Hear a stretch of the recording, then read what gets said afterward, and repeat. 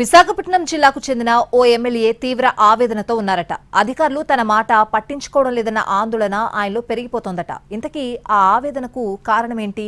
ఆయన మాటను అధికారులు ఎందుకు లైట్ తీసుకుంటున్నారు? Let's watch. నేను ఎమ్మెల్యేని. నా లెటర్ హెడ్ మీద ఫిర్యాదు చేసినా పట్టించుకోవడం లేదు. ఇలా అయితే రోడ్డెక్కి ధర్నా చేయడం తప్ప మరో మార్గం కనిపించడం లేదు.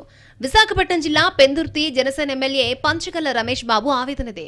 30 కోట్ల రూపాయల విలువైన చెరువు భూముల కబ్జా అయ్యాయని ఫిర్యాదు చేసినా అధికారుల్లో కదలిక లేదని బహిరంగ వేదికపైన ఆయన ఆగ్రహం వ్యక్తం చేస్తున్నారు. విషయం ముఖ్యమంత్రి దృష్టికి తీసుకెళ్లి విజిలెన్స్, సిఐడి విచారణ కోరతానని హెచ్చరించడంతో ఆ వ్యవహారం హాట్ టాపిక్ అయింది. పెందుర్తి మండలం పెదగాడి సర్వే నెంబర్ 420లో 4.75 ఎకరాల భూముంది. జర్రిపోతులపాలెం గ్రామ పరిధిలోకి వచ్చే ఈ స్థిరాస్తి విలువ 30 కోట్లు పైమాటే. ఎఫ్ఎంబి స్కెచ్ ప్రకారం ఇది చెరువు భూమిగా రికార్డుల్లో ఉంది. కానీ గతంలో కొందరికి డి పట్టాలు మంజూరయ్యాయి. సరుగుడు, ఇతర పంటలు ఆ భూముల్లో సాగు చేస్తున్నారు. వైసీపీ ప్రభుత్వం హయాంలో అప్పటి ఎమ్మెల్యే ఆదిప్రాజ్ను అడ్డుపెట్టుకుని కొందరు నాయకులు ఈ భూమాయికు పాల్పడ్డారనేది ఆరోపణ. ఇందుకోసం రెవెన్యూ యంత్రాంగానికి ముడుపులు ముట్టాయనే ఆరోపణలు వినిపిస్తున్నాయి.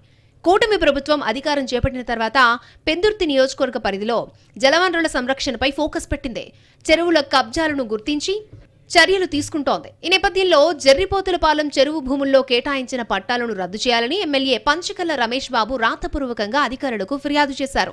రికార్డులు తారుమారైనట్టు ఆధారాలతో సహా ఎమ్మెల్యే లెటర్ హెడ్ తో కంప్లైంట్ చేసినా యంత్రాంగంలో ఎలాంటి కదలిక లేదు.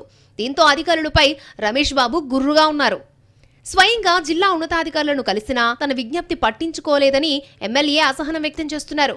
చెరువుల భూముల పరిరక్షణకు చర్యలు తీసుకోకపోతే ధర్నా చేయడమో లేదంటే ముఖ్యమంత్రి దృష్టికి తీసుకుని వెళ్లడమో తప్ప మరో మార్గం లేదని ఆవేదన వ్యక్తం చేశారు. దీంతో ఈ వ్యవహారం జిల్లాలో చర్చనీయాంశంగా మారింది.